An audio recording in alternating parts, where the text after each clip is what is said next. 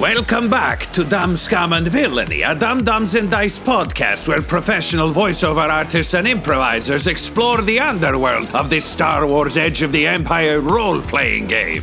I'm your host, Blotto the Toydarian.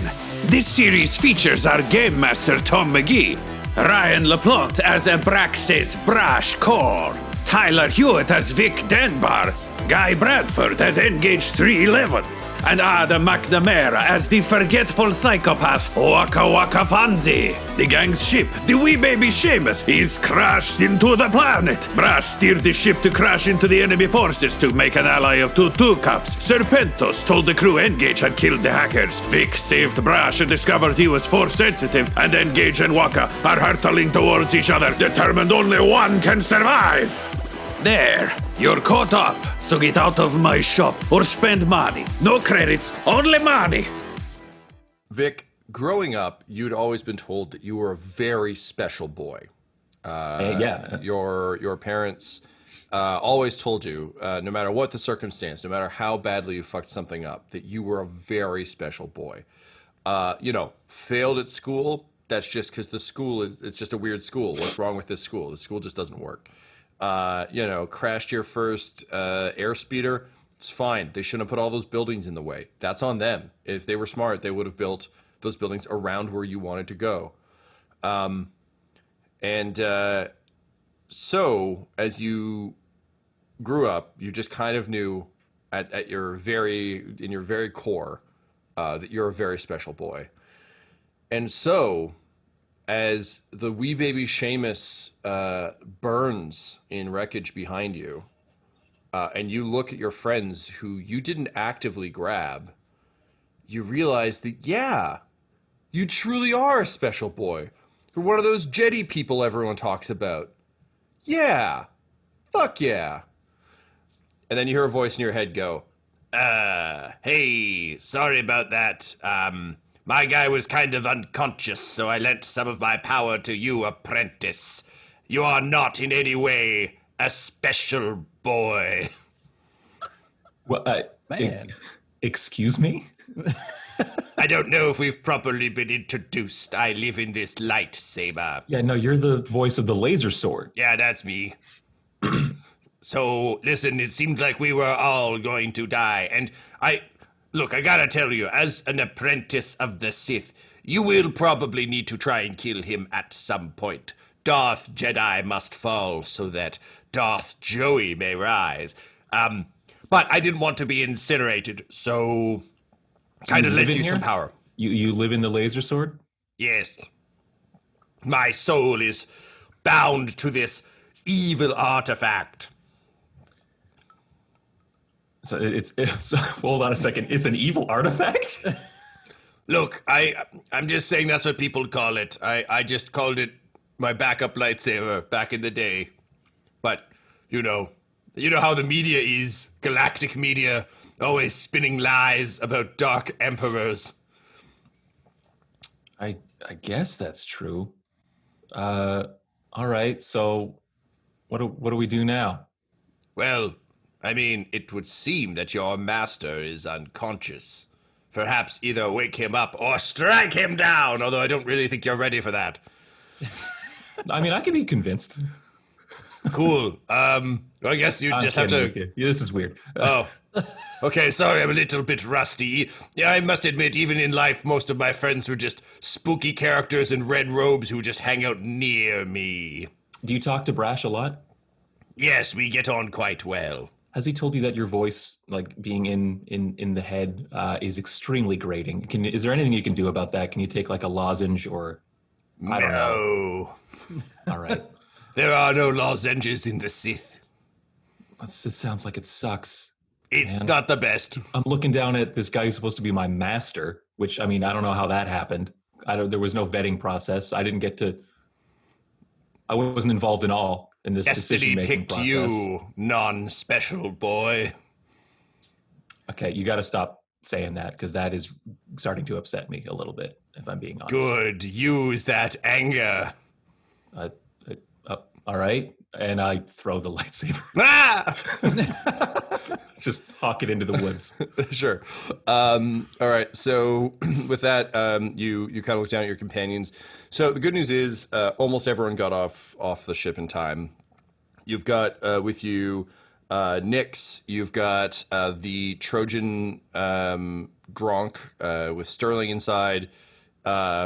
You've got Gungan Ramsey.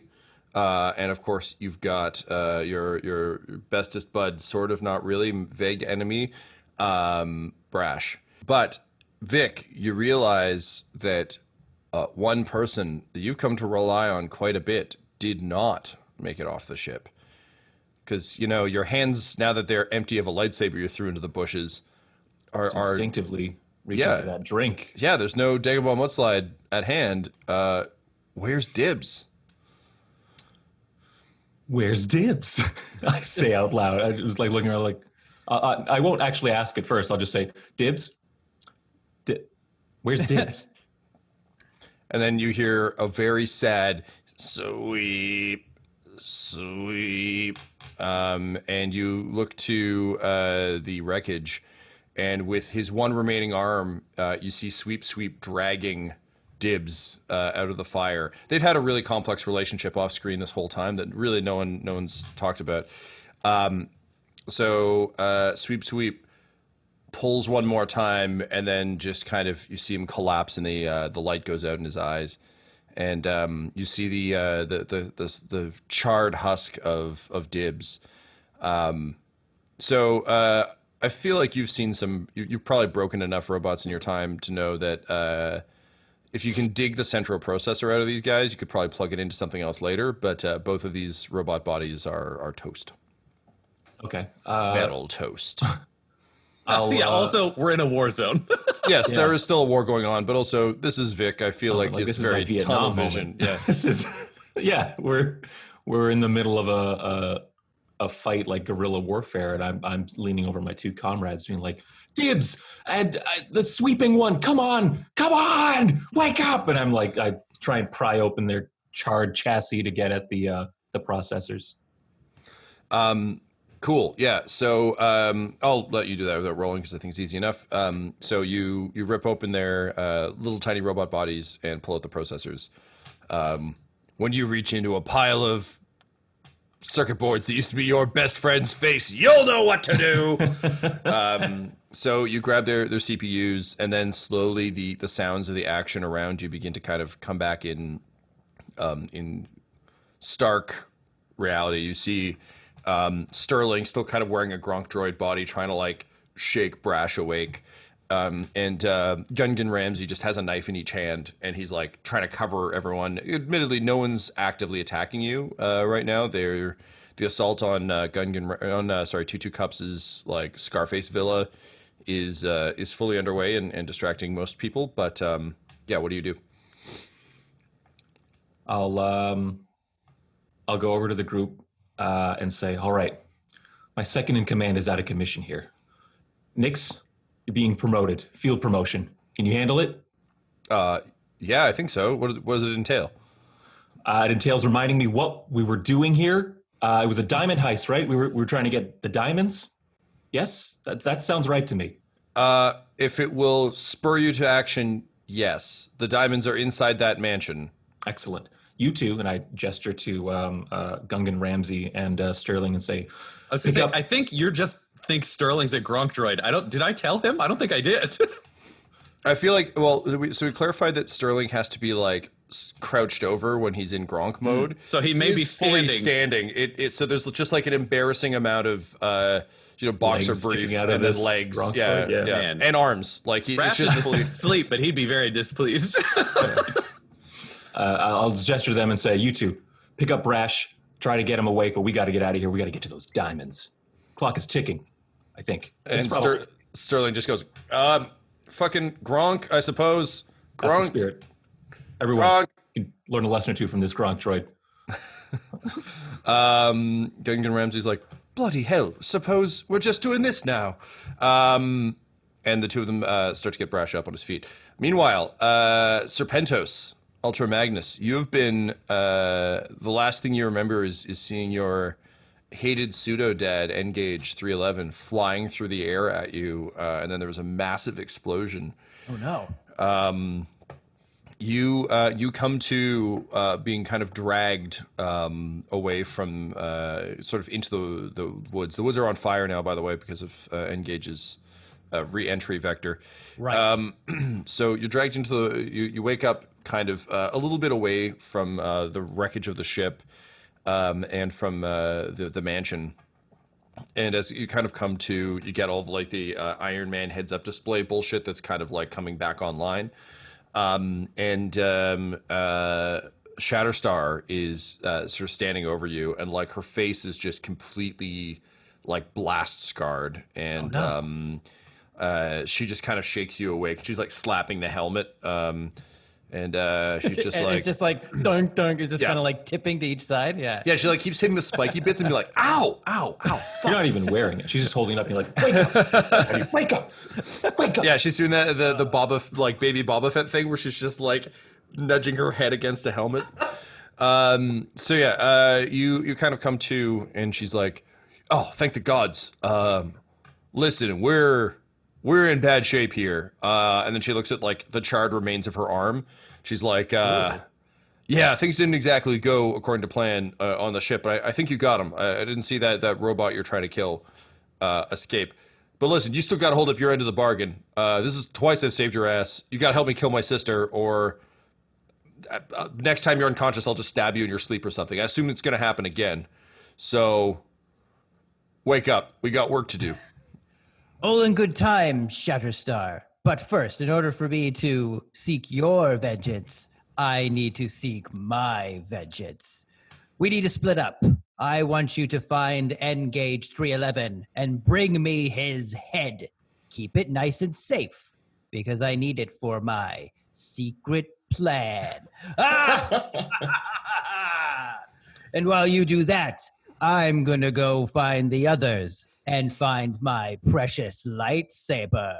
For Serpentos Ultra Magnus seeks and finds. Tom,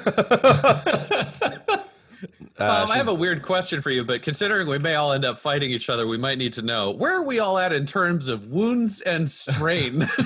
Yeah, N-Gage got fucked. Like, He did. We might cut to N-Gage. Who knows? But I just wanted to ask for those of us who we know what has happened to. Well, I sincerely hope you've marked anything I've told you you've taken down somewhere, because I certainly have not. I've been too busy building an epic space opera for you all. I'm at perfect health right now. Like I have 12. I'm doing great. Yeah. That's So why I thought we might need to update. yeah. Serpentos, I'm going to deal you 5 damage, please. Oh, jeez. From your ordeal of the exploding Wee Baby Seamus. Yeah, I've got 3 damage marked down on Brash. Great. yeah, the last thing I remember, I had 7 health and 5 strain, but that might have been reduced a bit more, especially after this bullshit. Yeah, I'm going to bump your 7 up to 10 there, guy. My health is up to 10? No, sorry, you had taken 7 damage or 7 left? I just remember writing 7 health, so I think it was 7 left. Oh, okay, great. So drop that down to 4, please. Oh, god damn it. Yeah, you didn't heal by blowing up the ship with your body as a projectile. I know that's how most video games work, but sadly. Tweak my memory for a second. I pulled out my little when I darted at him. Did I pull out my little laser sword? No, you rocket punched. I don't think you have a laser sword. That's right. I was also in the ship shooting like the ship weapons at you. Yeah, we'll get there. It's okay. I just wanted to check the wounds, and we'll hand this back to Tom for narrative purposes. We do not need to debate where we're at. Yeah. All right. So Serpentos, having sworn vengeance through both the seeking and the finding, you set off in search of the main party, and Shatterstar, like looking increasingly incredulous that she's ever going to get this sweet, sweet revenge she wants, starts making her way back towards the wreckage of the ship. Meanwhile, N-Gage, your systems are slowly coming back online, and you can see. Yeah, I mean, the good thing is you can see. So, like, that's already like that's take one win for old N-Gage. And then you see your arms, and that's pretty good, and your legs, and that's all right. And then you realize that none of them are where they're supposed to be. And even though you're back online, you realize that you are in pieces. Sure up, what? And then the windows start up from like 98. Yeah. I'm like, oh shit. Well, I hope he's dead. Okay, time to get my pieces and put them back together. Well, wait a tick. How am I gonna pull this off? And then in the little slits where my mouth should be, a little tongue comes out, and I use it to like latch onto the ground and pull me forward, and I keep on going until I get to my arm, and I kind of twist my little torso so the magnetic loop or hoop just attaches to it, and then I just crawl around until all of my pieces are back together. Excellent. Is this kind of like that? Remember that His one entire body is magnets. Remember that one commercial? Only in the joints. You know that it's like the robot that lived in Planet Danger, and he's like, Yeah. I can put my arm back. Yeah, You cannot. Is it that? Is it like Planet Danger tech? Is that Canadian childhood PSA ad tech? Oh yes. Yeah. Which, as we know, even though it doesn't work chronologically, C-3PO is based on Astar the robot. Yes, That's his name, Astar. I am Astar, a robot from the planet. Okay, well, let's make sure all these digits work. And he just gives a middle finger on each hand. Yep. Okay. Now where's that little bastard? I'm gonna take his eyes out, and I'm gonna grind them in this little mouth I have, and then I'm gonna my gear intestines are gonna grind them up, and I'm gonna shoot out pennies from my fanny. N-Gage is really riffing here on this revenge kick. I like that the pennies are unrelated. Like, he's had the ability to just blast pennies out his ass all along. No, I thought yes, they're unrelated pennies. I'll keep his organic eyes in my system, but I'll shoot out symbolic pennies from a little coin slot. Now, Guy, are these pennies the stretched ones you'd get at like some kind of landmark that have like a weird logo of like a train or something on them? Pretty much, but even more warped, like you actually put them on the train tracks. Okay, so great. it's all the Palpatots coins that you're just spraying out in like a bent, flattened format. In a completely non-useful or monetizable way. All right, I like this. Okay, so we briefly smash cut back 50 years ago to a design meeting where there's like a Wookiee and like a couple of humans just standing there sipping calf out of calf mugs. Star Wars terms, and they're looking down at the design schematics for the gauge unit, and one of them's like, "Do you really think these robots are going to need tongues?" And the Wookiee's just like, "Ooh!" Like, all right, well, you heard Gary. I guess. Does Gary have a hammer lodged in his head? No, he's just a Wookiee. He's just a Wookiee. That's what they sound like. And with that, Gary's gift, the robot tongue was invented. The patent was lost 2 years later. Anyway, so okay, so N-Gage, you find your way to the main party. Happily, you arrive before Serpentos and to the site of Brash just sort of coming to. Brash, you awake to the flaming wreckage of the Wee Baby Seamus. Some talk of diamond heists, and N-Gage, who looks like his arms might be on the wrong way, but you're definitely not going to tell him because he seems to be real confident in it. Okay, and then I reach for my lightsaber, and I don't find it. And that immediately leads to panic that he's going to have to hide because now he thinks he can die, whereas maybe he couldn't die when he had the lightsaber. And he's like, hey, so has anybody seen Shirley's latest cylinder that's about... I hate being unconscious. Okay, cylinder is maybe a foot or so long, speaks in an evil British dialect. Oh, man. Yes. Yes, I have. I got rid of that thing. It was nasty and mean. When you say got rid of, what do you mean by that? I mean, I threw it in the woods. All right, I'm going to be back in just a moment. And Brash just turns and walks into the woods to go find his lightsaber.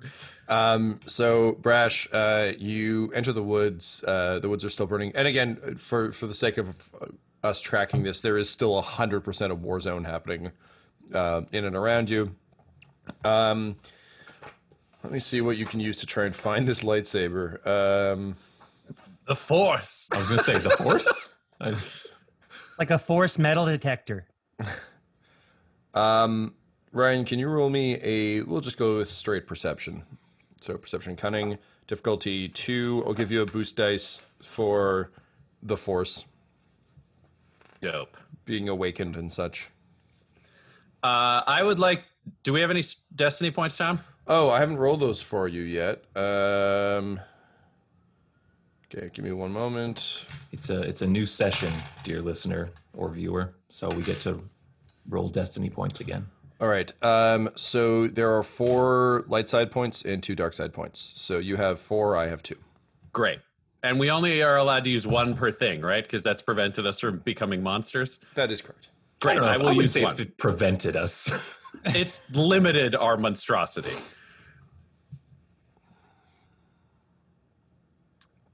That is 2 failures and 1 advantage. All right.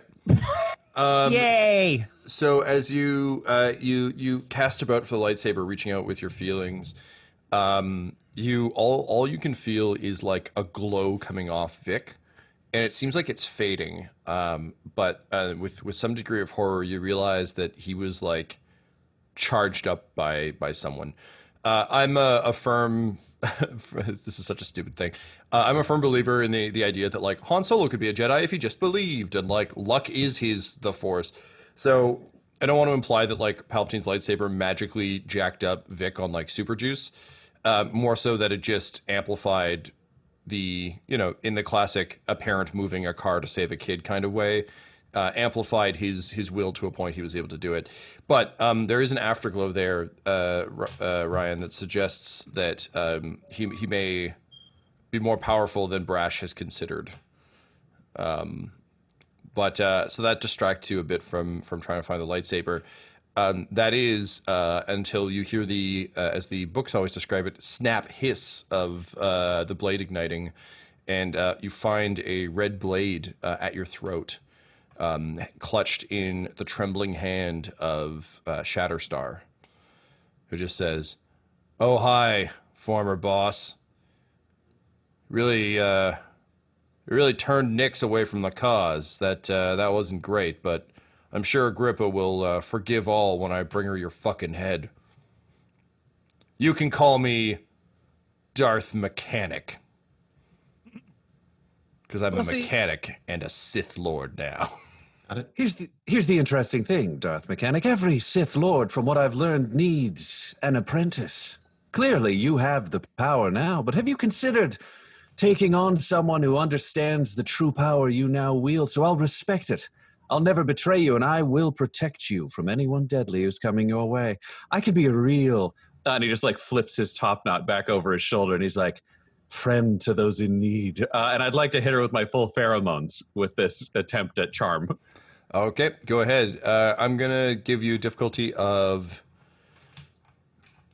3 because she's pretty injured and also clearly has a Sith Lord in her head now, and like not exactly in in the mood for romance.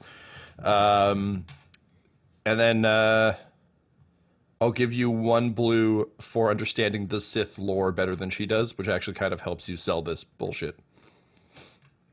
Awesome. And I will spend a destiny point as well. Because Brash is meant to have this goddamn Sith power.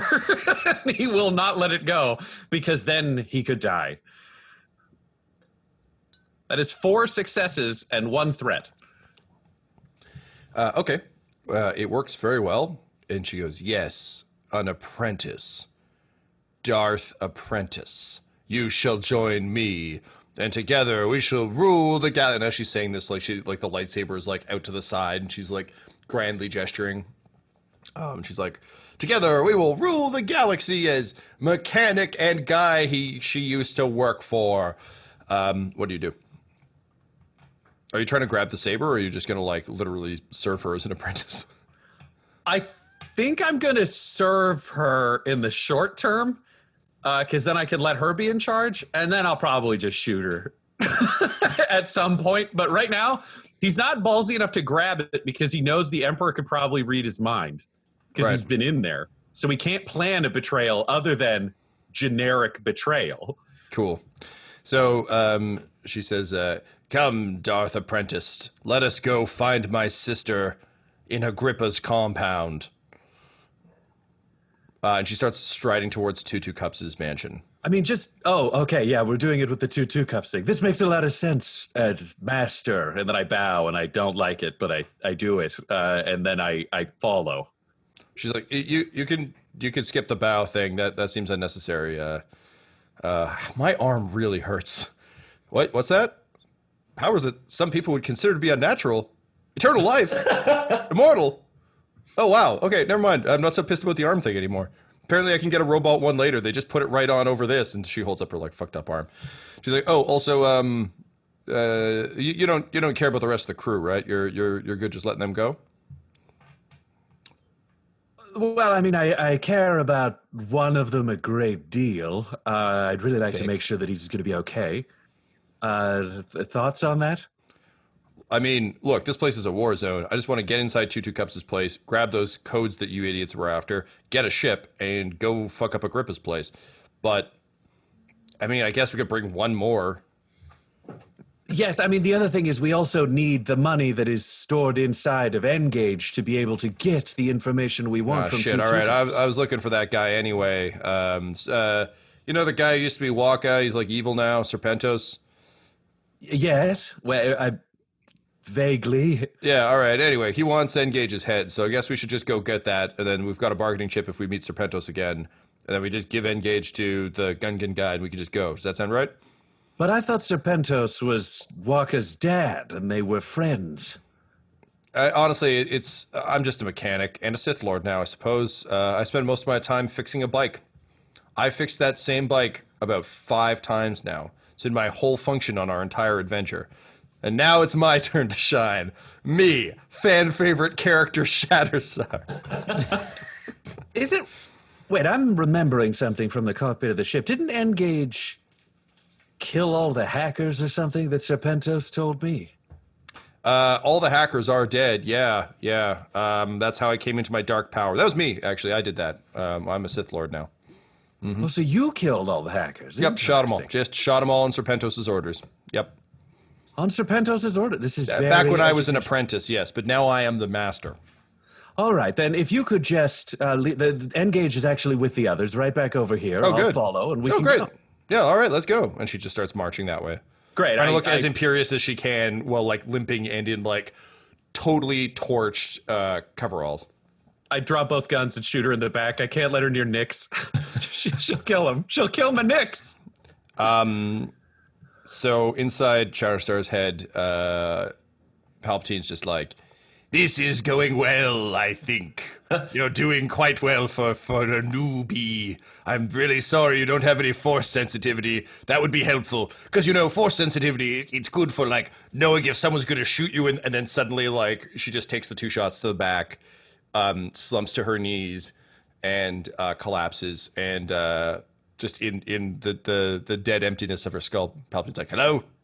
Oh. Hello? Oh no. Did we lose connection? Hello? Ah, crap. And then, Brash, you pick the lightsaber back up. Ryan just killed Adam's favorite NPC to protect his favorite NPC. There will be blood. I can think of no more appropriate, final act of this show than everyone murdering each other's NPCs to protect their NPCs. I didn't want to do this, Shatterstar. I didn't want to have to strike down someone, but I did it for Nyx. And, I mean, really, at my core, also power, let's not lie, but... Oh, my dude, you're in such good company. I knew this guy once. Totally killed like all his Jedi friends for love. Like, it's great. It's a good. It's cool, man. You're just following the tradition.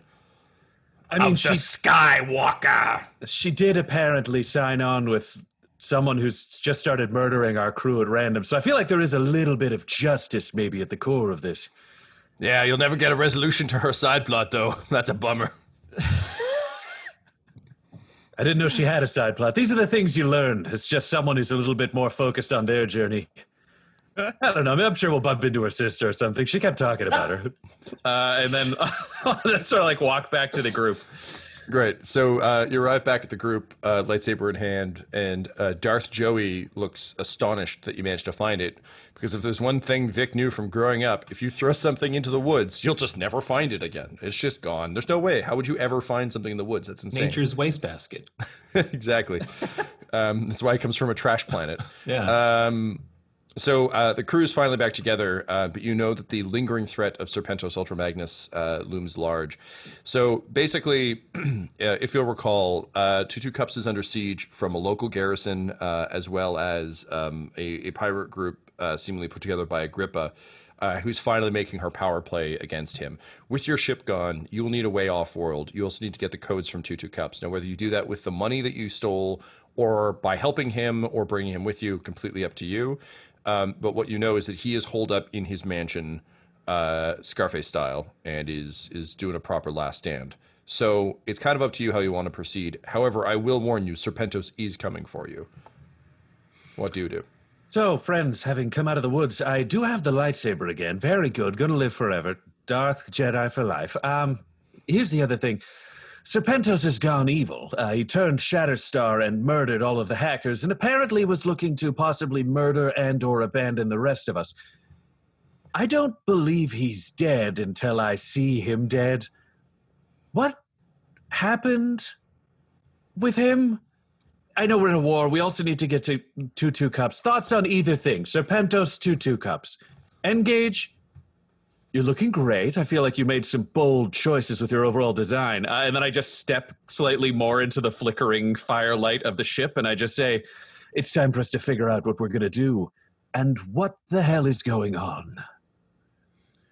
I feel like Vic knows a fair bit about mansions and their layout. Safe to say. Yeah. So, Vic will propose to the team the most likely place for the diamonds to be kept. Because and you know, we got a Gronk droid, a jacked Gronk droid. Look at this guy; he's 7 feet tall. Okay, Yeah, he's gonna be an asset. Gronk, he says, like pouring a martini into the top of his Gronk helmet. I like this guy.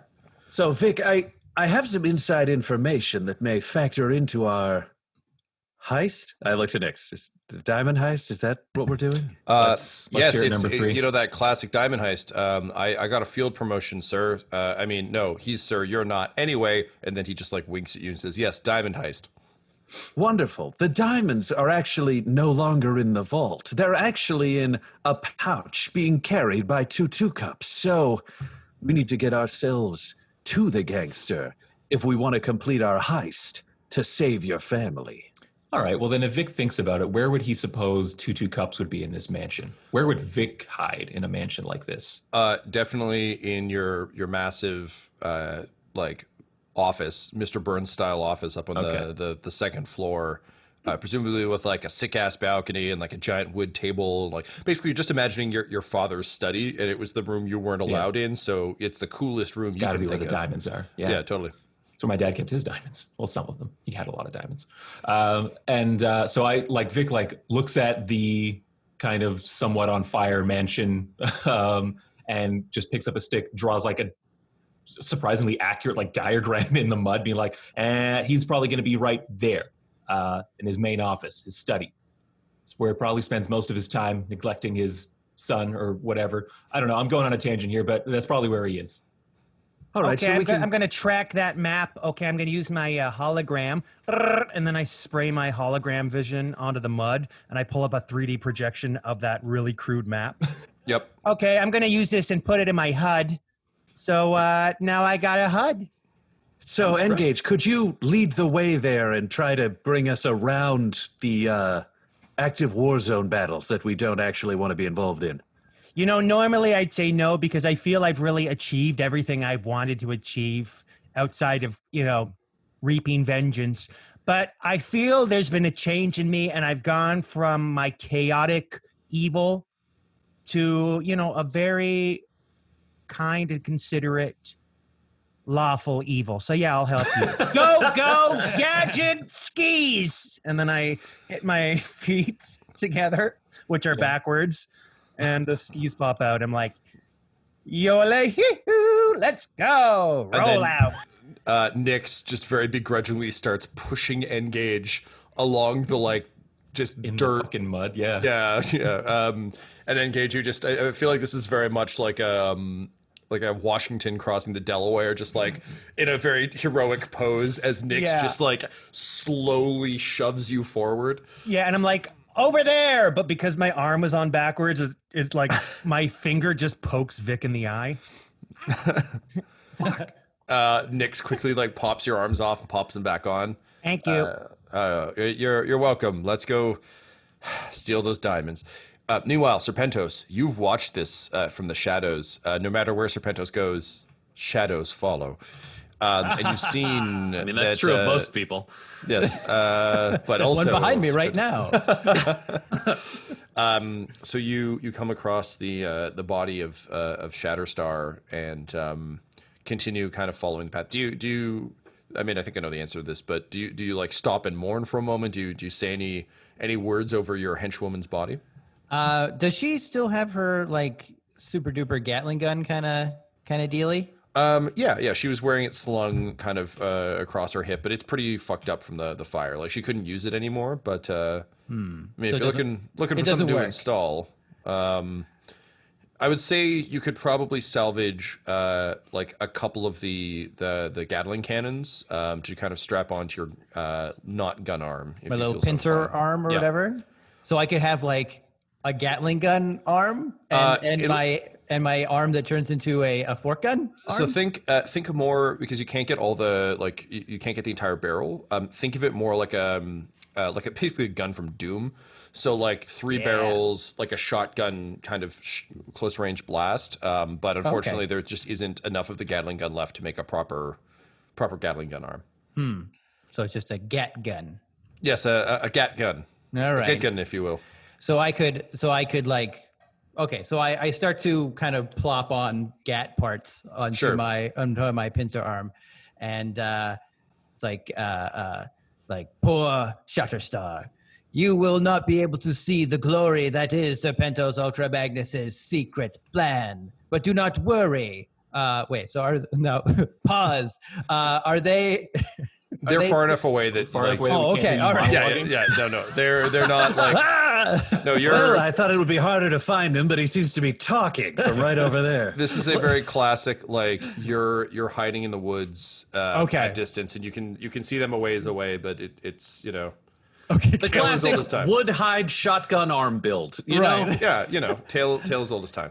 Right. I didn't just want oh, there he is, stab in the head, end of story. I wouldn't do that to you yet. Oh, spoiler alert. Okay, so then, all right, back to what I was saying. It is a pity that you cannot see the secret plan of Serpentos Ultra Magnus, but alas, I need a sidekick, for that is the thing that I enjoy having. And then my helmet, I kind of bloop, bloop, bloop, bloop, bloop, and I punch in some codes, and I go, it is time for your reveal, Explodo, and then the Kano meat suit full of bombs and the little floating droids kind of comes up from the wreck and I installed the resistance box on him. So the bombs survived the explosion. Oh, it's in the medical bay, right? So it's encased. They were in the medical bay. They were in the tannery. The tannery is just as safe as a medical bay. It is it's like the black box of a plane. It's we got to protect the tannery. We got to protect the medical bay. So it's I'm in curing meats in there. I need those to survive. The black box is the black box of the plane. Okay, here's what we'll say. You were storing it in the fridge because the meat was starting to smell bad. Much like Indiana Jones in his greatest adventure, the Kingdom of the Crystal Skull, the fridge survived. So the fridge door swings open, tossing asunder all the magnets that were on it. And floating out of the wreckage comes Explodo. Yeah, and he does like a marionette, like a creepy marionette kind of like walk, like marionettes can walk, like, but it's like it's just kind of off, and he has like a little voice box on him, being like, "Hello, Agrippa, it is me, your friend," and it's like this was what Wakka had installed. Yeah, it's like, "I am your friend. I am your friend." Yeah, so I think that's kind of fun. We'll say he can only speak in phrases that presumably Wakka would have installed. Yeah. So he's like, he floats over and he's like, "Hello, friend. I understand you have a great door. Perhaps you could open it for old Kane. Your friend, what? Open the door." And then it kind of like does that like creepy, like its head, like these things are only going to move in like Studio Ghibli Nightmare or like Del Toro ways. So the Kano mask just kind of like completely turns on a 90-degree. And it says, "Agrippa, shall we enter?" "All in due time. The door of opportunity shall soon be open." Ha ha ha ha ha ha ha. Good plans. Excellent. I picked the right choice for a sidekick. Now, Explodo, because you have those floaty marionette things. I do. Good. Everything's going according to my secret plan. I want you to float ahead above our intrepid adventurers and then drop on them, exploding them with your 300 grenade body. My prime function, explodoing. Excellent, Explodo. Now, go, Explodo. Go and explode. In the name of Kano, a character we barely spoke to, you shall be avenged. And then Explodo just begins to float like Magneto style up into the sky. Excellent. I shall follow below at a safe distance so I don't incur any damage. As you do so, you also keep your eyes out for potential new sidekicks because you're about to lose this one. Right. Okay, great. So the party makes their way quickly kind of across the battlefield. I think I'm going to need some rolls on this to find out kind of how you're doing this. Is the goal to like stealth your way through it like the beginning of Metal Gear Solid 4? Or is it to do the Private Ryan like D-Day sprint where you just run like hell? Vic would be interested in stealth. I think we would start with stealth, and if it went bad, it becomes the Private Ryan sprint. Oh, so literally any situation in The Last of Us. Yeah, I'm with you. Okay, great. So go ahead and roll, please. If each of you could roll a stealth. So that's stealth plus agility. I don't have stealth, but I have skullduggery. Gotta be stealth, my dude. There's no skullduggery to be had. This is an active combat zone. So that will just be straight agility for you then, Ryan. Yep, I got 2 greens as my positive What's dice the here. challenge, Tom? Challenge rating is going to be 2. No one is actively gunning for you guys. It's not like you had specific targets on you, and in fact, you could be mistaken for either pirates or 2 Cup Syndicate members. So it's not impossible. It's more so just like either side could choose to start shooting at you. So 2 purple. You have, I'm going to say, we're going to use 1 story point to justify the creation of Explodo surviving in the fridge. So you have 2 points available to you. And it's 3 of us rolling. That is correct. I'm at 2 agility. You're at 2 agility as well, Ryan? Yep. Guy, do you know how much agility you Do you have? have stealth, Guy? Yeah, let me check my stealth. Okay. It is 2. My stealth is 2. And what's your agility, Guy? Okay. 2. Okay, I think we might want to use a story point each, eh, Tyler? Yeah. Okay, so Guy, that's 2 yellow for you, and then 2 purple. For Ryan and Tyler, that is 1 yellow, 1 green. Yep. And 2 purple. I'm going to give you all 1 blue boost dice from Sterling running in a full Gronk suit, whispering advice on how to be stealthy to both of you, given that he's like a secret agent and very good at this. So it's a lot of like, no, get down. No, go left. Lana! Sorry, old habits. Let's go. Sorry, right. I have 2 yellow and 2 purple. And 1 blue. And 1 blue. Okay. Whoa. 3 of my 5 dice came up empty. So I have 2 successes. I have 1 success, 1 advantage. Okay. I have... What is this? I'm getting 2 things. I'm getting 2 successes. All right. Right? This looks right. Yep. You're good. 2 happy sons. Okay, fantastic. So the 3 of you managed to run at a pretty good pace through kind of ducking and dodging. And like the battle is getting more intense the closer you get to the mansion grounds. Like an air speeder with like a couple of Weequay dudes who are like the guys the like kind of spiky faces and braids, just like firing like mounted cannons at kind of these, again, kind of ill-equipped stormtroopers. One of these speeders gets hit, and you all kind of throw yourselves to the ground as it smashes into the gate, conveniently blowing open a wide hole for you guys to sneak through. Serpentos, from afar, you're observing this, and you can see Explodo's dilemma. It would seem that there's so much fire happening because it's full on G.I. Joe. Everyone's just shooting at a 45-degree angle straight up. That he's like constantly like firing his retro rockets. I'm thinking very much like Baron Harkonnen from Dune, just like kind of like bumpering himself back and forth to try and avoid getting hit. Okay. So he doesn't quite have a good drop on these dudes yet. That said, you can clearly see like where if you were a rich person would hide, a 2nd floor balcony. So Explodo may not be able to drop on them as they run across the field, but he might be able to drop in on them when they find 2 cups.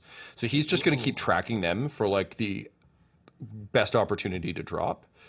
But given that he's made of bombs, he's being very sensitive to not get hit because that would suck. Right. I also have in my helmet, there's like a little connection to his eyes, so I can kind of like see where he is.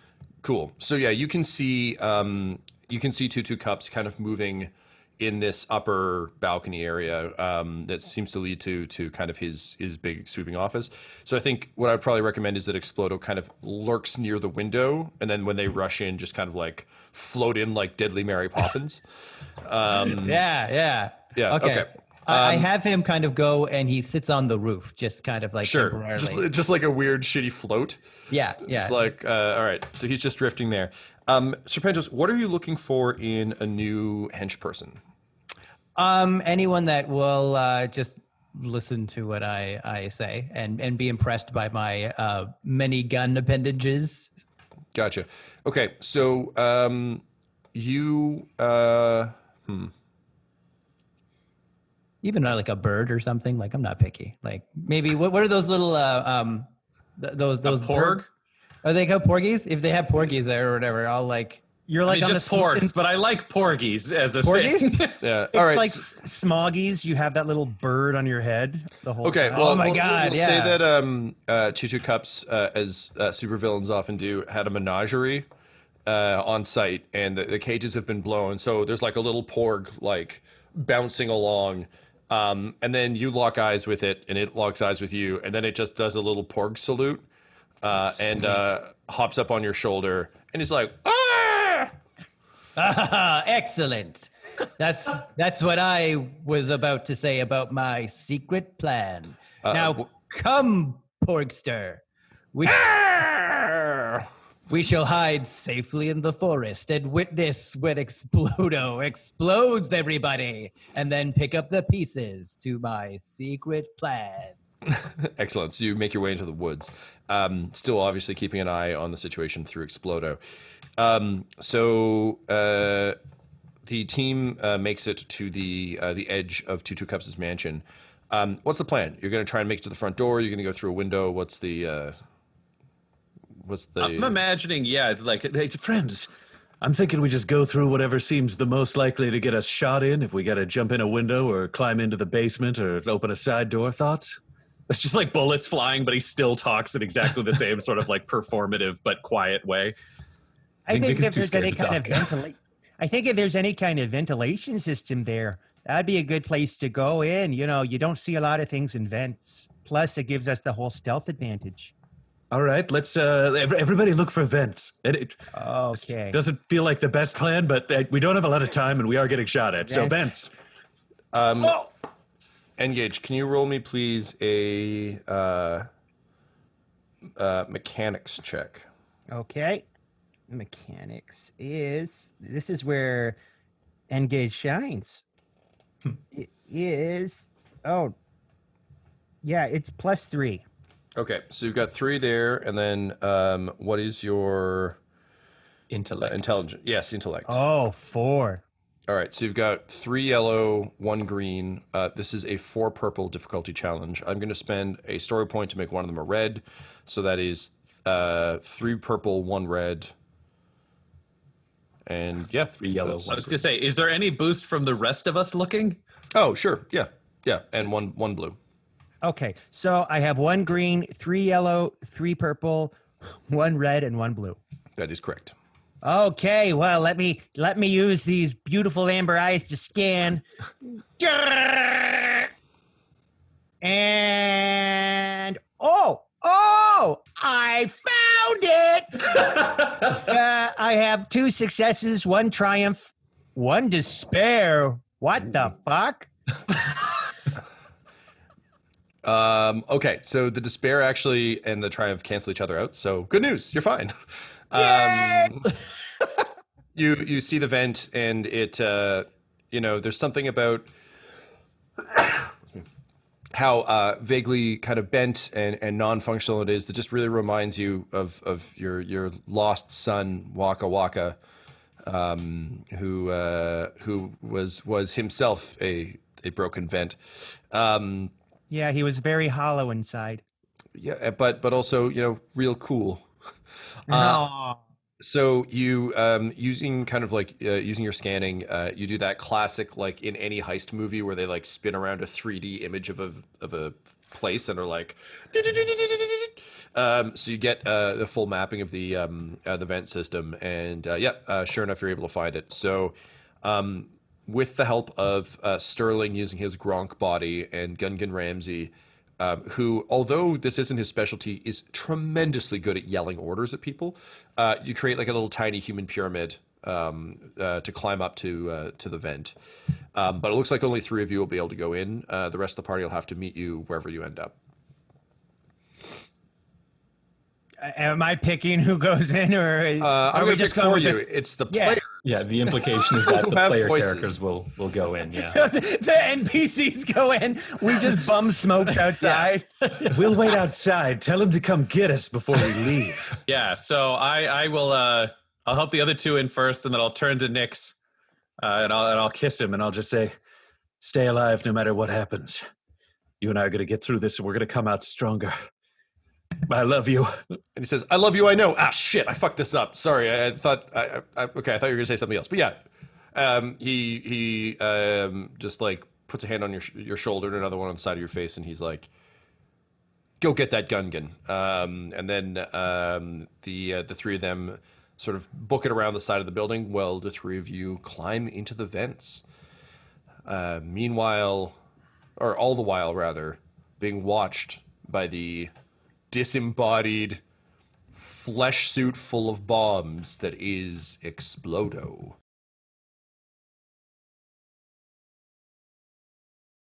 N-Gage, you had a lot of vents installed in your old workshop because the kind of weird genetic tampering you did led to all sorts of truly unpleasant smells.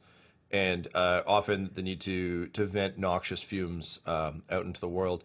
But it also occurred to you after the 3rd time you were attacked in your workshop via vent, that vents really, particularly like human-sized vents, really are a mistake and not something worth having.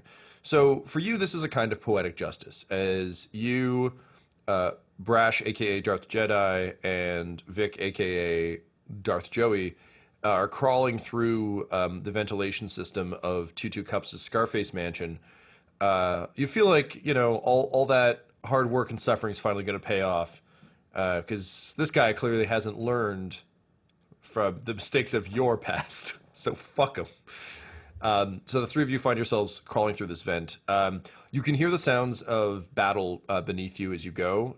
This is a full-on like Metal Gear style vent, where you're John McClaning your way through, and you can hear that the troops have breached the outer gate and seem to be invading the mansion itself. You can hear the Cup Syndicate gangsters fighting back on the main floor. And then finally, and you keep seeing through like slotted vents, like what's going on, and the classic like, oh, things are getting bad down there. You could like press triangle to listen for some like interesting flavor dialogue, and then finally you come to the sort of vent at the top of Two Cups' kind of office. You can see on his desk he's got just a mountain of spice that he's clearly been working his way through. And as you kind of kick out the vent to get the drop on him, you just see him like firing grenades off the balcony back down into his mansion, yelling, "User should say hello to me's a little friend!" And then he just like fires a bunch off, slams both the doors, pushes his hand to a keypad, and you see like massive sort of like metallic arms slide across it. And he goes back over, just takes a fistful of spice, throws it into his face. He goes, "Oh, that's the good shit!" Hooah! And that's when you drop out of the vent into his room. And he turns around with kind of his rapid fire assault blaster rifle. The kinds that Heavy use in Battlefront 2. And he just says, "Oh, it's user guys. You came at a real bad time for Two Cups. Just grab a weapon and kill some guys for me, would you? It would be a great help." Will do. And then I just like snort up all of the spice. Oh, hey, well, okay. This droid likes to party. Yes, we actually made a bit of an entrance, you may have noticed, when the ship crashed into the enemy army. That was us. Hello. Oh, cool. Yes, so I understand that you want to perhaps have a glorious last stand here, but I also understand that you may want vengeance, as you've noticed there are forces out there linked with a mutual enemy, Agrippa. Agrippa the Blue! I want vengeance on her more than I want this giant pile of, most of it's gone. And he just pushes a button and a different vent just blasts spice out onto his desk. And he's like, "Ha ha!" Round 2. And he joins you. And he says, "Yes, but my army is falling. We did not expect Imperial reinforcements. But if we have a mutual enemy, if you truly want to kill Agrippa, I kind of wish you'd mentioned that earlier. I would not have sent you on a crazy quest to go get money. Did you get that money, by the way?" Yes, we did. N-Gage, can you give him the money that we stole from the bank? Okay, somebody crank my arm. Use it like a lever. I'll start pumping it like a well. Here you go, and just all the money starts spurting out my little fanny hole. Oh, no. He just raises his shirt and then just kind of like dances under it with his like firing his assault rifle in the air occasionally. He's like, "Wait, User said you had this money already. Did you go rob a bank for this?" Well, we had to pick it up from the bank where we had it. It's one of those, it was a roundabout thing. Again, if we'd all known we could have been friends, we wouldn't be here. So here's the thing. You think you need an army to beat Agrippa, but as you may have noticed, Agrippa's army is outside. So what if we just left and then went and killed Agrippa with those codes you have for us? I don't know if you know, but I am a Sith Lord, and this is my apprentice. And he partner. He just like looks at the two of you and he's like, "And And I killed your master, so that makes Misa a Sith too. And you think that's the death of Xanatos. We love... The one thing they always say is it's about having 3 Sith. That's the key. Yes, the rule of many. Yes. Palpatine's like, no. In my head, I'm like, I know, but this guy's really crazy, and I need him. Okay, look, I have dealt with Gungans before. I had one turn the entire Republic into an empire once. It was a good goof. Okay, good. This one's not so goofy. He's really more murdery. I've seen him shoot a lot of people directly in the face. Good, maybe? I don't know, just stay safe. I've traded hands a lot today. I'm getting kind of tired. I'm glad we both feel the same way. Let's not keep doing this you're a new person sword for a while. I'm imagining with this being a wealthy mansion, there's got to be some sort of secret bolt hole with a shuttle at the end of it, Vic. I think you've mentioned those kind of things happen. That makes sense. Do you have one of those here? So Two Cups kind of nods and takes like another fistful of spice and then like tosses another one at N-Gage. And he goes over and like opens a giant kind of like whiteboard. And he's like, Weezer use these for brainstorming sessions, often very helpful for figuring out our kind of drug trade and such. And then he like pops a marker. And he proceeds to quickly draw a diagram kind of the escape route. And, there's still like blast fire hitting the outside doors, but he really is quite well secured in here. So basically he explains that, yes, he has a secret hangar not far from here. And in order to reach Agrippa before her army can get back in time, you'll have to fly through Icos, the gas giant. It's a very dangerous journey, but luckily, Two Cups knows the way. He did it once back when he escaped from Agrippa the first time, and he never thought he'd do it again, but it seems poetic justice to go back through it. So basically, in order to get to his hangar, you'll need to like pop out the back. He's got like an escape tunnel under his pool that leads to the launch pad. And he's got a vehicle. It's kind of like a space minivan. Like it's big enough that it'll hold everyone while not being so large that it's definitely smaller than the vehicle that like the Baby Seamus, but a little bit bigger than the Vic Viper. So he's like, all right, so I guess fuck it, I'll just set Misa Mansion to self-destruct and we can go. Great. Can you just give me directions for how to get to that hangar so I could give it to some friends who are outside? We can't leave them here. Sure. So he quickly explains that you radio ahead, and all of you kind of get ready to rappel off his back balcony, kind of down. So again, you're on the second floor, so rappel down and then kind of book it for this underground tunnel. Vic, you're considering the dimensions of this room and like how it stacks up against other such cool executive lounges you've seen, and like it's fine. I don't know why he keeps blowing dust everywhere. That seems kind of dumb. But maybe he just doesn't have a sweep. You notice 2 things. One, you notice one of those little mouse droids from the Death Star that's just kind of running around. And it occurs to you that if you put either sweep or dibs in that, it could probably take over its circuitry. Do you think you'd do that, or would you wait for a better body? I put sweep in there. I need someone with arms for dibs to make me drink still. But sure.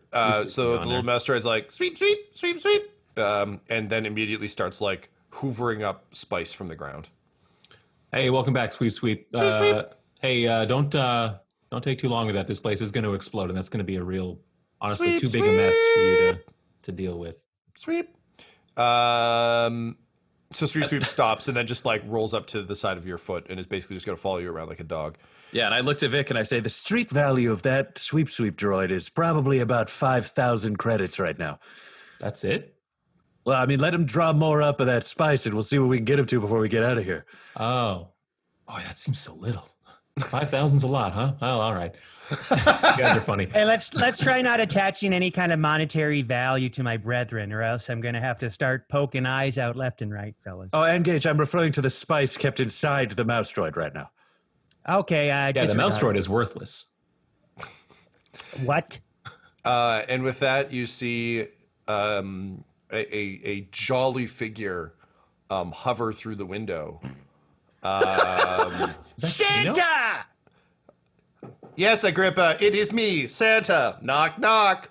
I was gonna say, and immediately start running. Brash is the one person who knows the secret plan of Kano and does not like it. So yeah, you see Kano's mask kind of balanced against horribly rotted flesh that's been vaguely tanned in the tannery. Nick sets a bomb. Serpentos, what do you say through the voice coder as you drift in to get your revenge? I say, so you all thought that you could sneak away from Serpentos Ultra Magnus. Well, you are fools if you think you can do that. Let me introduce my friend, Explodo. He does one thing very, very well. Why don't you show them what you do, Explodo? Spoiler alert, the answer is explodoing. Brash, you've got a head start because you started to run. Everybody else. I was gonna say I would have dragged Nix with me. I think I couldn't leave him. He's my boy. Nix is with you right now. Oh, outside. Oh, and screw it. Yeah, I just ran. Yeah. So Spiritually, I turn and go Nix, and then I realize he's outside, and then I run. Vic and N-Gage, what do you do? Oh, so we got Explodo there about to explode all over us. I'm going to shoot some of the spice to create a smoke screen so we can basically run away. Here we call it a coke screen. Yeah, a coke screen under cover of dustness. All right, very cool. So we'll say you do that. That gives you guys a split second to try and get out. Only because Ultra Magnus, I feel like you wouldn't detonate Explodo unless you can't monologue to a cloud.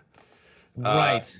So there's just a brief moment of kind of Explodo awkwardly drifting through the smoke, looking around. Can I pull him out and just put him back on the roof until they go down, and then Totally, yeah, great. So as the smoke screen happens, Explodo just drifts away. Says, "Turns out I do two things very well. One is exploding, the other is biding my time." And then he just drifts back out the window. And then I say, enjoy going down the rope on the balcony. Serpentos is waiting for you. So then I have a pork now. Serpentos, you having overheard where the shuttle is, are also in a mad dash to kind of get there. So as you leave Explodo to do his business, you start making your way to the launch pad as well. Can I take some shots at the three people below with my blaster to see if I can mess them up a bit? You're not up there with Explodo. Explodo doesn't have a blaster on him. He is just made of flesh and bombs. Oh, the three NPCs. Oh yeah, no, I understand, but they're actually, I guess once they come into view, sure. So the three of them come kind of rushing around the corner, having heard the call. So go ahead and roll me, please. Let's go with ranged heavy and agility. Ooh. Okay, so my ranged heavy is 2. My agility is 2. That's 2 yellow. Yep. And we're going to say 3 purple.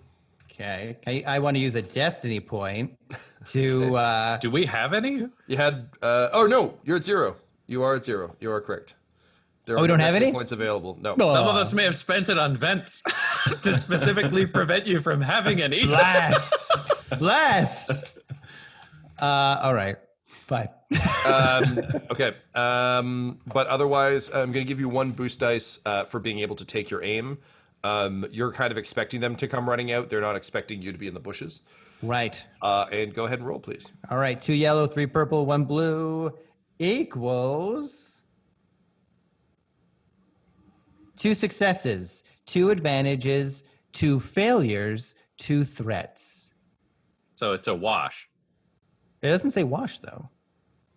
Does it? I mean, you have 2 advantage. 2 Oh, threats. yes. Oh, the end result is wash. Okay, yeah. Never mind. Yeah. Okay. I read that. So Sorry, my bad. you go to open fire, and Gungan Ramsey just turns, and Sterling's like, hey, man, come on, what are you doing? And he's just like, Mesa have something I need to do. And he'll just start spinning his knives, and basically just like knocking away your blaster fire. And Sterling's like, "The fuck? You could do that the whole time?" He's like, "Yes, I'm very good with knives." So he just kind of like blasts away the fire, then they all start running, which is hard for Sterling because he's in a Gronk suit. Blast you, Gungan Ransby, and your recipe of defense. Damn you! Yeah, it's available on his website and in his cookbook, and also in his branded pots and pans and whatever the fuck else.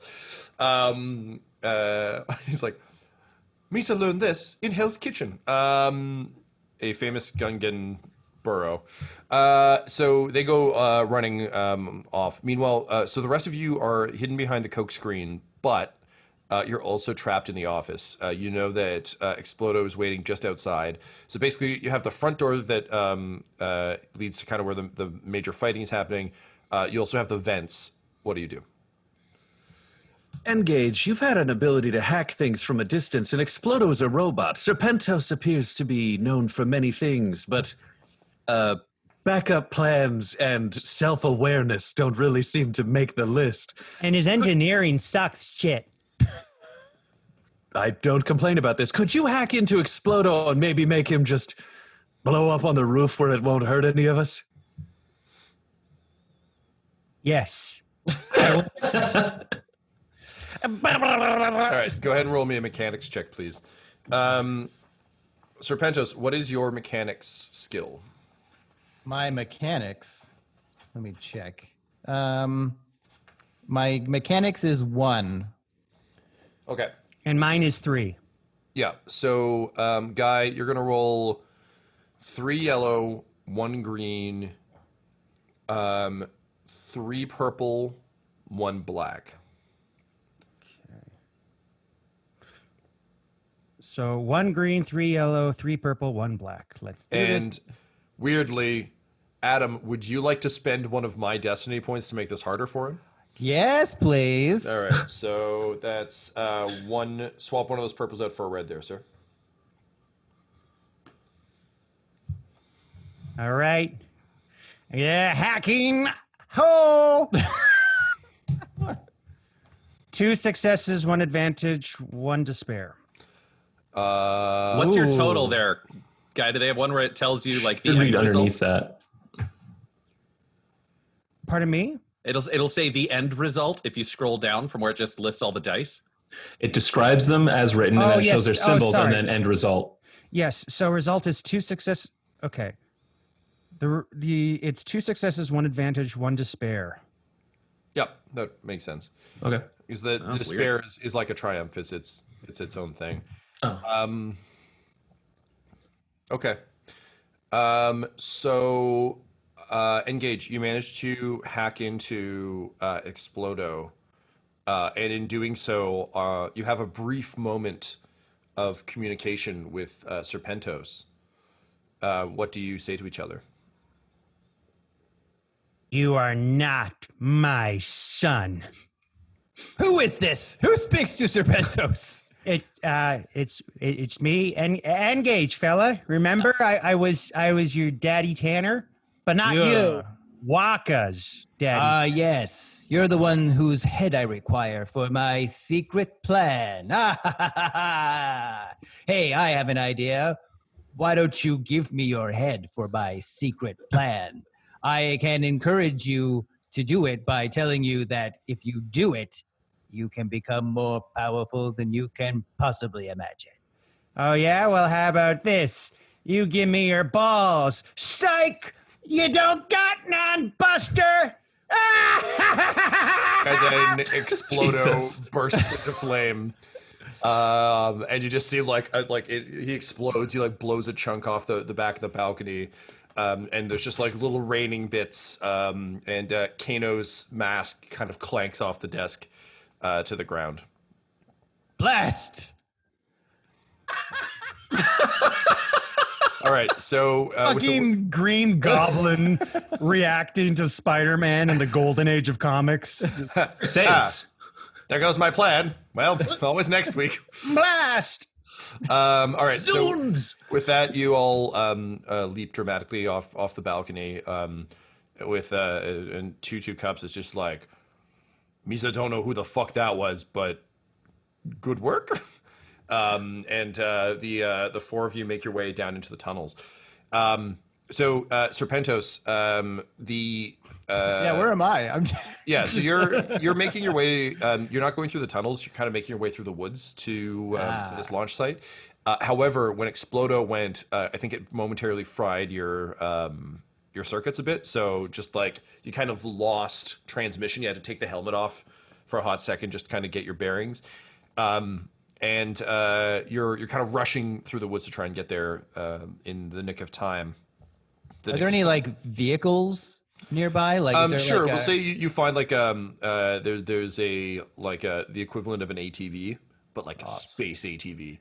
Space TV. Yeah. So you mount up on your space TV and tear off towards this. So you're kind of like bouncing along through, weaving through the trees. The Porg is wearing little goggles. You're wearing your helmet, you're making a mad dash. Meanwhile, the four of you meet up with Gungan Ramsey and Sterling and Nix. Sterling is like, Gronk, good to see you. Tutu kind of quickly points out the space minivan. It would seem that he was kind of underselling this vehicle. This is actually not a bad ship. Looks a little bit like Serenity from Firefly. So like it's still a smallish vessel, but it's got some moves. Sort of top gun, bottom gun, and then kind of sort of a couple of stabilizers at the sides. Guy, what is the name of this ship? The name. Oh shit! The name of the ship is the SS Rhinox. Great. So Tutu Cups is like, He cannot get away from Hasbro. he's like, Misa, a big fan of the HoloNet show Beasties. God. Because they weren't called Beast Wars In Canada. Naboo. So he's like, Misa named this for my first dog, Rhinox. Get aboard! As you kind of do the classic Han Solo, like run up the ramp, there's an explosion at the back of the space, and you see just an ATV flying through the air, Serpentos, you've got time to shoot one of them. Who do you aim at? The NPCs are also there. You have free range. Who do you take aim at? Of anybody? Yeah. They're all like doing the Han Solo, like running up the ramp thing. So you have a brief moment to open fire. You get the sense they're probably going to get away, but at the least you can probably take one of them out before they do. Can I okay, here's what I want to do. So I want my space ATV, I'll like jump off of it, and I want that to like ram into the ship so it can try to like maybe bust up the engines or something. And then when I'm like midair, I want to use my fork gun to take out what's his name? Nix? What Nix? Yep. Yeah. And so then I'll dive through the air and be like we never really met. I only kind of know you through Wakka, but I know that you are the heart of Brash, and now it's time to bash Brash's heart. Serpentos Ultra Magnus. And then It's a full like Mega So much Man airtime for that line. I was gonna say, I'm like, yeah. Tom, knowing that he did a monologue before he did it, can I spend a story point to intercept the hit? Maybe. Let's see how he rolls first. All right. So Adam, this is three purple. Okay. To be fair, I'm saying this monologue as before I jump off. So like I'm like, yeah, and I'm like, Yep. I'm gonna ram it into your ship too, and then I'm gonna jump. I got you. You actually said a bunch of this before you were in the room. Just like, I'm going to drive this into their ship, and then I will shoot one of them because they are the heart, and I will bash Brash's heart. As I'm driving, it's like my voice gets louder and louder. It's like, we'll go in and Brash's. Great. All right. Go ahead. Sorry, what was it? It was a. This will be ranged heavy. Oh, that is 2. So that's 2. Yellow. And then I got my. What's your agility? Oh, that's a good question. Agility is 2 as well. Okay, so that's 2 yellow. Mm-hmm. And can I use a 2 purple? Can I use a destiny point because there's one available? You got.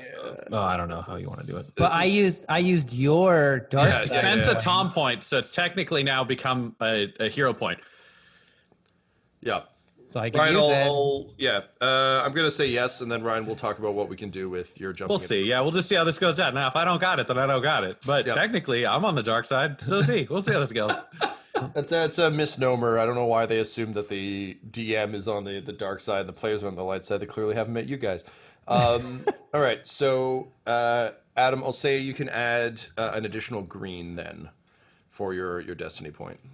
Okay, so I got a green, 2 yellow, 2 purple. That is correct. And then I'm going to say 1 setback dice for leaping through the air off an ATV. So 1 black. Oh man. Can I brace? No. I mean, sure. You know what? You can, but the black dice remains. Oh, please. But right, fine. Okay, so I got a green, 2 yellow, 2 purple. I brace, but they're still black. All right. Badoom. Ooh, 3 successes, 1 threat. What's the damage on your weapon there, sir? On the fork gun? Ooh, fork gun. Heavy fork gun looks like 7. Okay.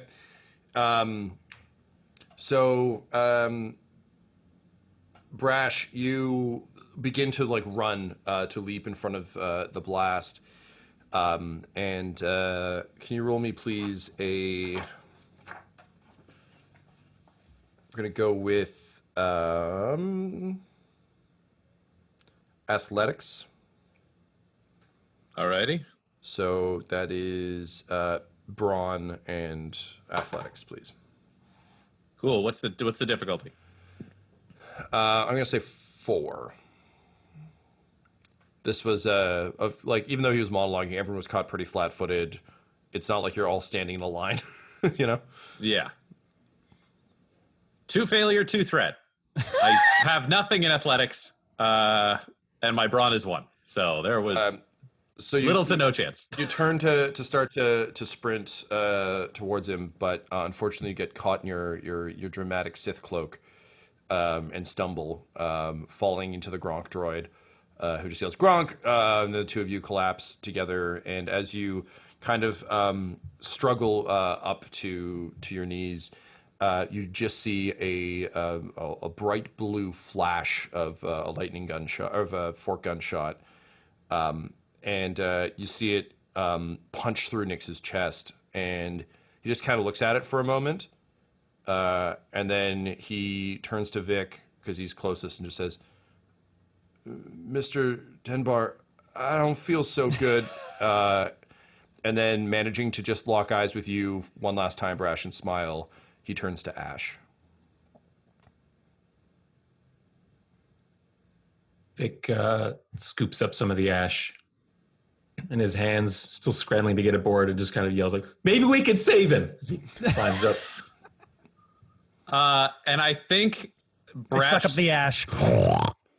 Brash stops where he is on the ramp, and he just reaches down and he pulls the cloak off. Mm-hmm. So there's just naked, except for UFC shorts style Brash, and he undoes his top knot and he throws the thing to the ground so the hair is down around him. So he looks vaguely like Cristiano Ronaldo meets a UFC fighter meets the girl from The Grudge.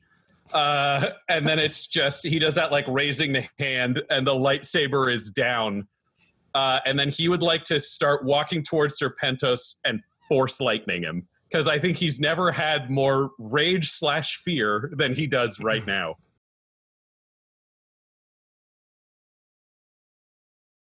Brash, you can hear kind of in the back of your head Palpatine's voice. But right now, you don't need it.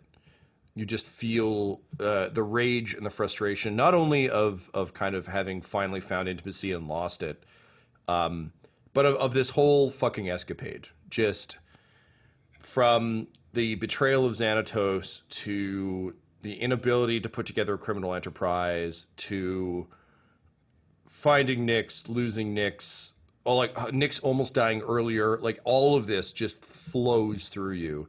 And with it comes Force Lightning as the strength of your latent Force abilities merges with the rage you feel, and your will for destruction is made manifest by the lightning that sort of erupts from your fingers as you channel all of that emotion through the Force into Serpentos Ultra Magnus.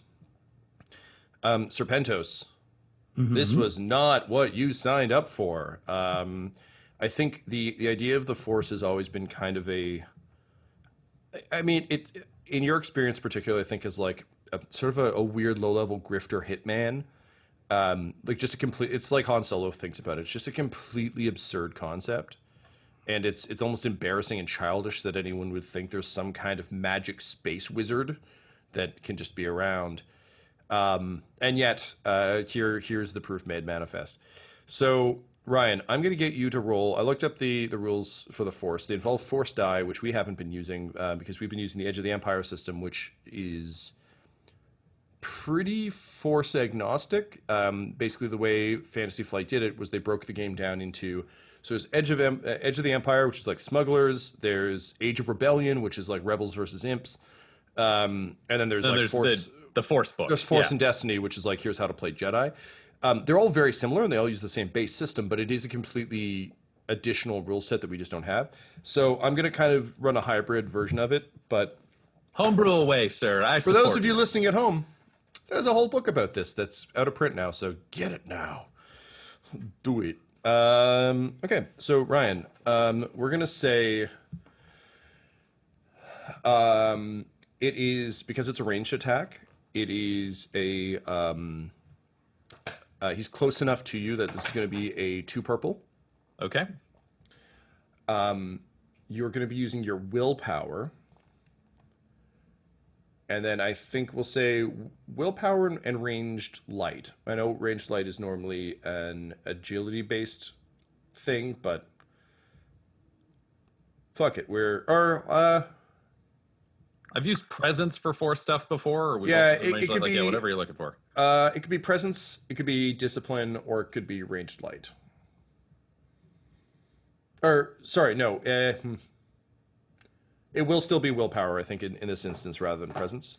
Okay. I know we used presence for earlier checks, but in this particular instance, it is just, can I exert my will strongly enough? Cool. Yeah. Do I get any boost dice from Nyx's death?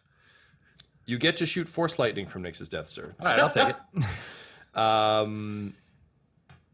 But I will give you 1 boost dice for, in a lot of ways, taking out the emotional rage is what's fueling the lightning. But also Serpentos is a very convenient avatar of like everything that you were scared of in Wakka, and bring all that to bear. So yeah, I'll give you 1 boost dice. I'm also going to give you a setback dice because you've never done this before and you don't really know how to aim. Cool. Cool. So go ahead and roll that. 1 advantage. Okay. So Serpentos, you are going to take 5 points of damage. Your Jesus. What is your soak value? Oh, 4. Okay, so you'll take 1 point of damage. Oh, okay, that's not bad. Okay. The lightning begins to arc across your armor, and your robotic limbs begin to rapidly, sort of like twist and undulate.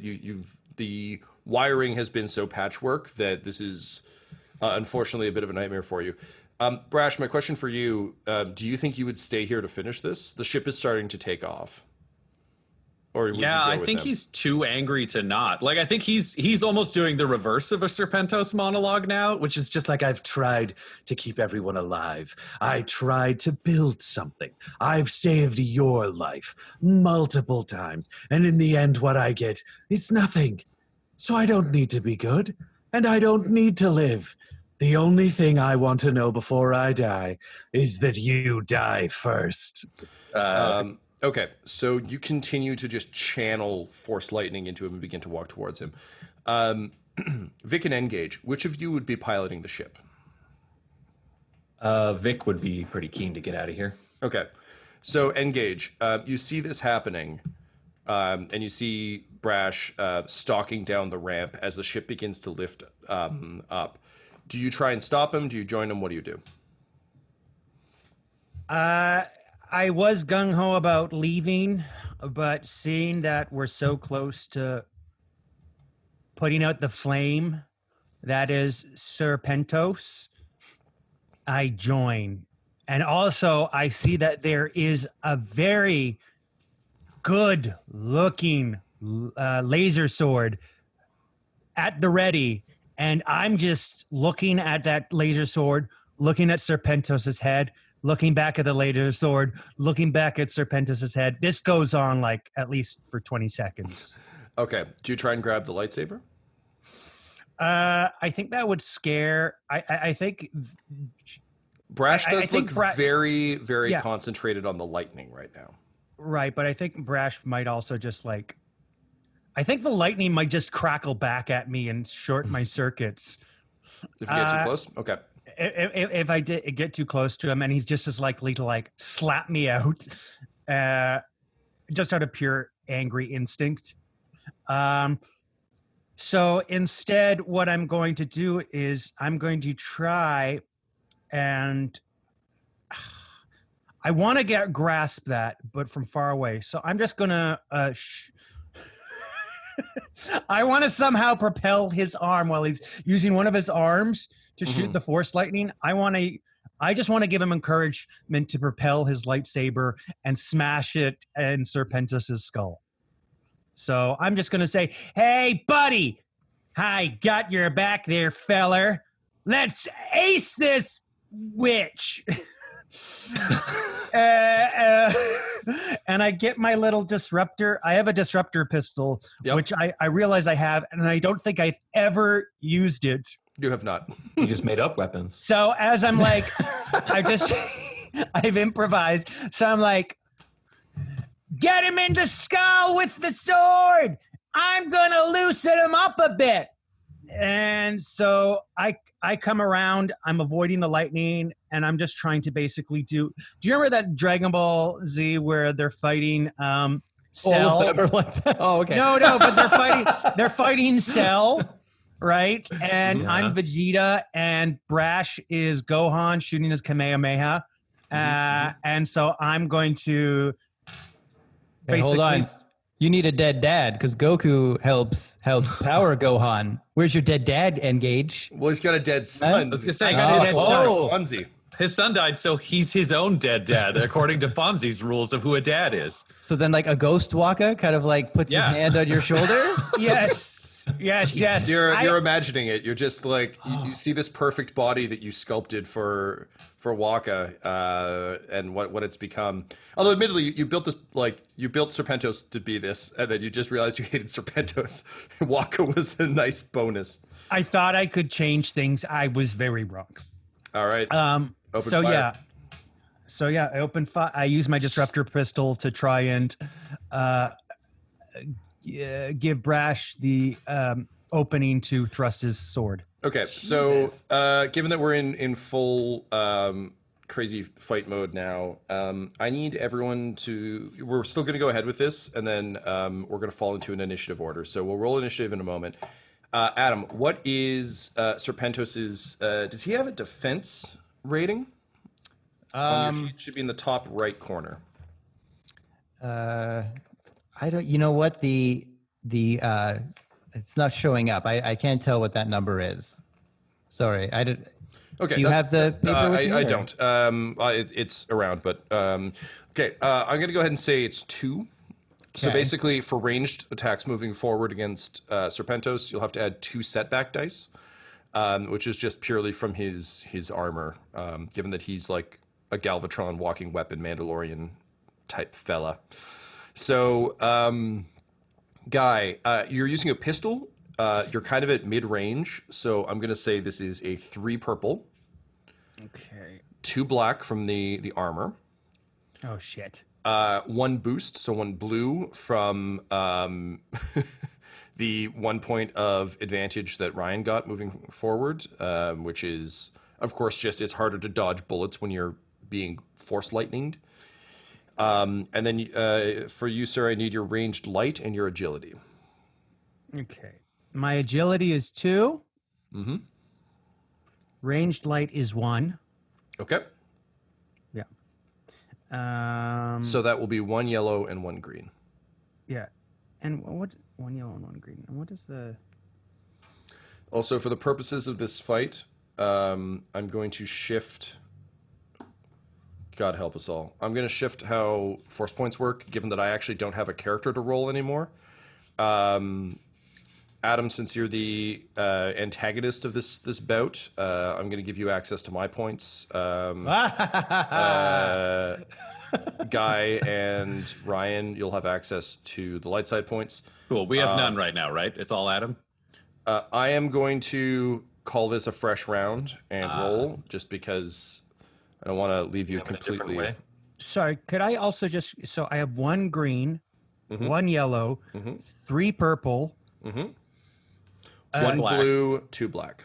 Wait, 1 blue, 2 black. Yeah. Okay. And then I'm just seeing if you have any story points you can use. Give me 1 moment.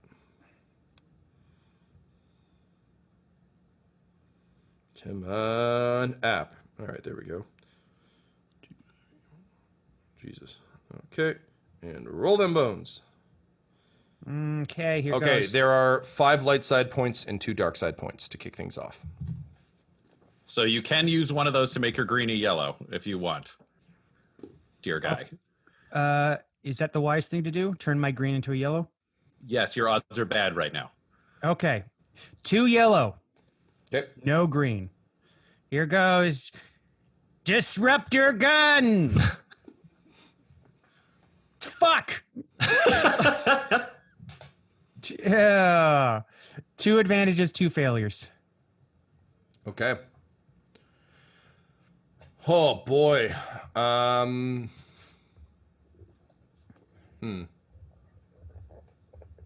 Does it grab his attention at least so he's so he like loses his grip on Brash? Here's what I think I need to know. Tyler, you can hear this kerfuffle happening. Two Cups is like, fucking go! Do you think you would just like fucking hit the gas, or would you wait until you know, like you're getting like the you know that seatbelt alarm, like a bing bing bing from the ramp still being down? This is a weird but appropriate kind of end game question. How much do you care about Brash and N-Gage? And or how much do you need them when you get to Agrippa? Well, a fair bit. But it's a little frustrating, you know. I think at all of this kind of going on, Vic kind of pilots the ship to do like a clumsy sort of 180, so it's facing this fight. And on like a loudspeaker, he just declares like, "Am I the only one interested in rescuing my parents?" Okay. Cool. So you can just loudspeaker that without turning, for the sake of narrative. I want to keep them facing each other, or just like everyone just shuffle steps to make sure they're still lined up. Okay, so Guy, your disruptor pistol explodes in your hand. You haven't used it in a long time, and its coils are a little bit rusty. So the pistol, like you go to fire it, and it just like explodes. God damn it! But it is a fairly big distraction. So Serpentos, in trying to dodge what you assumed would be, because disruptors are like pretty much as bad as your fork gun. Like you get hit by one of those fuckers, you're done. So you kind of like throw yourself to the ground, and then the gun explodes in his hand. So we'll say that's what your advantage bought you, Guy. The failure caused your gun to explode. Serpentos. Does anyone answer Vic? I feel like no one does, but No. Oh. great. We're all fighting to the death. He's yelling about his parents. We don't care. Cool. Okay, Serpentos, you're being force lightninged. You're on the ground, but you can still shoot from the ground, although your guns are starting to malfunction. You can feel your joints beginning to seize as the lightning starts to fuse them together. What do you do? Okay, so hear me out. Oh boy. Everyone will remember I got that intellect upgrade, You did. right? So I'm at 3 intellect. So I'm pretty smart. Intellect. Intellect. It's Intellect. Yeah, I threw in the word galaxy as well. It didn't increase his charm or presence, though. So Space. Yeah. So I'm going to say that through, we're going to jump back into the past here. So through my relationship with Shatterstar and just kind of moseying around the ship and noticing things, I notice that Brash is talking to this lightsaber, and using my intellect and a destiny point, if this doesn't work, I kind of put 2 and 2 together and realize, wait a minute, he's talking to like the Emperor who's dead, and and that's how he's getting his power. And then that's where I come up with my secret plan that I'm going to take the lightsaber and use that to become powerful. So as I'm on the ground being like shocked, I call out to the Emperor and I go, Emperor Palpatine, I seek an audience with you. You once showed me an army, the possibilities of grandeur and glory. Speak with me. I have an offer that will make you and I more powerful than you can possibly imagine. And then as Brash continues to force lightning Brash, you aren't even hearing Palpatine. You're just monologuing about all the frustrations in your life. Serpentos, in your head, you're like, okay, I'm listening. You really spoke my language with that more powerful than you could possibly imagine thing. It's kind of my jam, it's kind of my deal.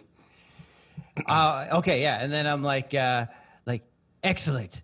Let me ask you, why are you siding yourself with Brash when you could side yourself with me, the only person that can give you the one thing that you don't have? What's that? A body. Interesting. Join with me.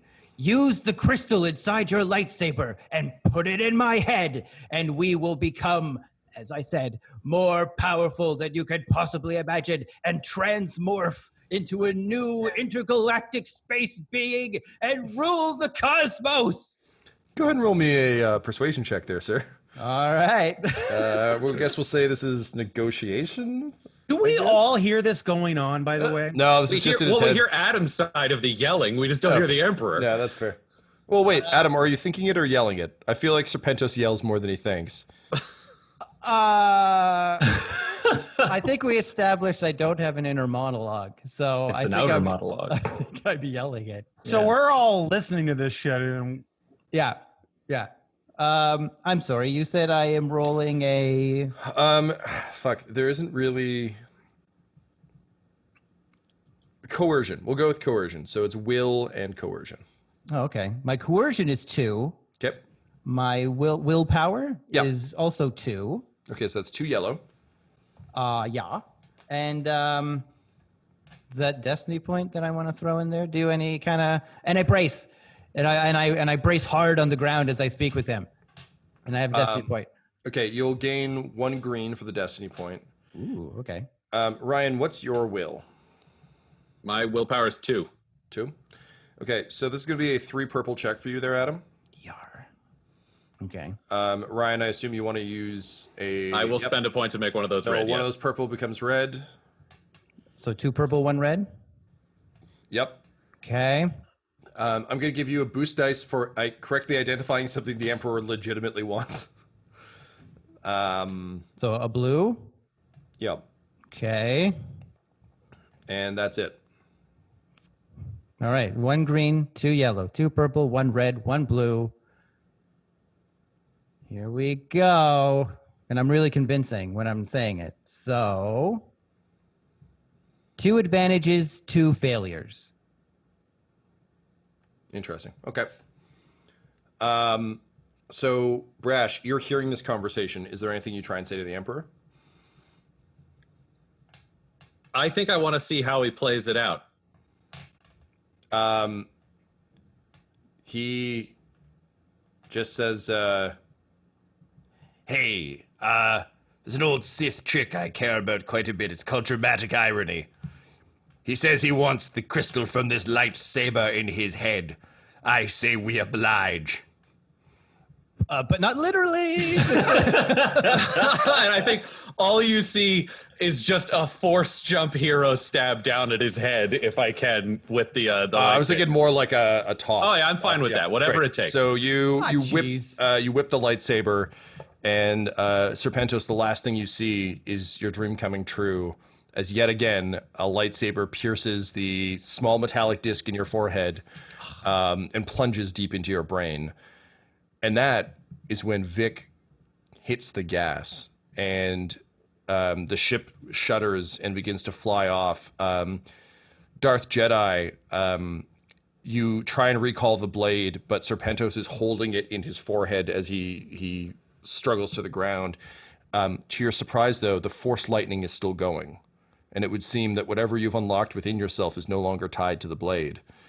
And with that, the ship takes off, leaving dear sweet Serpentos to his doom. And Brash, the last thing you see as the kind of ramp comes up to a close is Serpentos' hands soften, fall away from the blade, and he slumps over. Does my soak value have any help here? Or- Actually, man, if you'd braced, you would have been fine. I did. So, with that, with Serpentos being left in the dust along with the fated blade, our heroes have a date with destiny, and the now 3 of you, plus your spice-addicted Gungan companion, your chef, your Trojan Gronk, and a pile of ash that used to be your pal Nyx, head to settle a score with Agrippa.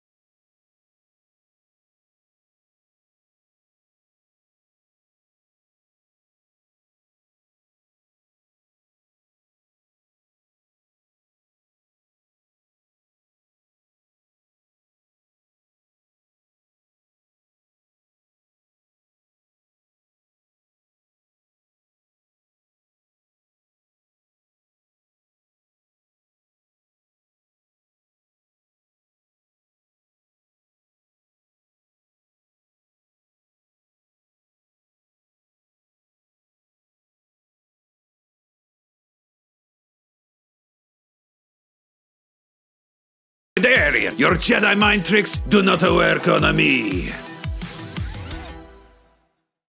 Dum-Dums and Dice has to give a special thank you to the supreme beings of our Patreon at this time: Christian Menicola, Long, the Half-Blind Prophet, James Cuellar, DM Rob, Christopher Little, Joshua White, Olin Anderson, Sue 1, Devin Boyce, George Dolby, One True Artistry, Anthony Griffin, and Jill and Noel LaPlante. If you want your name to be added to this list, you can join our Patreon too at patreon.com/dumdumdice. Thanks to them, and a little bit of thanks to you.